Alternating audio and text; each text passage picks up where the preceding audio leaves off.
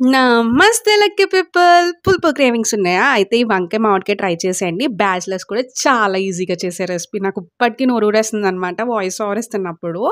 ఇంకా దీనికి కావాల్సిన ఇంగ్రీడియెంట్స్ ఏంటి అంటే మామిడికాయ, పచ్చిమిరపకాయ, కరివేపాకు, వంకాయ అండ్ ఆనియన్స్. ఈ రెసిపీ గురించి తెలిసే లోపల మీ లక్కీ హ్యాండ్స్‌తో చిన్న సబ్స్క్రైబ్ చేసి లైక్ అయితే కొట్టేయండి. మర్చిపోవద్దు. ఆయిల్ వేసుకొని ఉల్లిపాయలు వేసేసేయండి. చిన్నగా తరిగేసాను. ఈ మిషన్ రావడంతో నాకు చాలా ఈజీ అయిపోయింది. ఈ ఉల్లిపాయలు వేయగానే పచ్చిమిరపకాయ, కరివేపాకు కూడా వేసేయండి.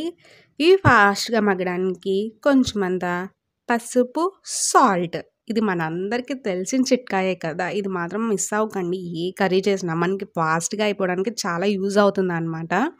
ఉల్లిపాయలు కొంచెం కలర్ చేంజ్ అవ్వగానే వంకాయలు కూడా వేసేయండి. వంకాయలు సాల్ట్ వాటర్‌లో వేయకపోవడం వల్ల కొంచెమంత బ్లాకిష్ కలర్ అయితే వచ్చింది. మీరు మర్చిపోకుండా సాల్ట్ వాటర్‌లో అయితే ఉంచండి. ఎందుకంటే టైం పడతది కదా! వంకాయలు మగ్గగానే మామిడికాయ వేసేయండి. మామిడికాయ వేసి ఇక కూర్చుంటారంటే అవ్వదు. ఎందుకంటే మామిడికాయ చాలా ఫాస్ట్‌గానే కుక్ అయిపోతుంది. ఓకేనా? మామిడికాయ కాస్త మగ్గగానే అంటే సాఫ్ట్‌గా అయిపోతుంది. నెక్స్ట్ కారం వేసేయండి. కారం ఎక్కువ వేసేత్తానంటే అవ్వదు. పులుపు కర్రీ కదా! కారం కొంచెం తక్కువగానే పడుతుంది. ఇలాగే తినేయాలి అనిపించేస్తది. బట్ తప్పదు కదా! వెయిట్ చేసి కొంచెం అంత వాటర్ వేసేసి మగ్గించి మీకు కావాల్సినంత గ్రేవీ కన్సిస్టెన్సీలో ఉంచుకొని దించుకొని తినేయడమే. చాలా ఈజీ రెసిపీ కదా! ఇలాంటి మరిన్ని రెసిపీస్ కోసం సబ్స్క్రైబ్ మాత్రం మర్చిపోవద్దు. Thank you.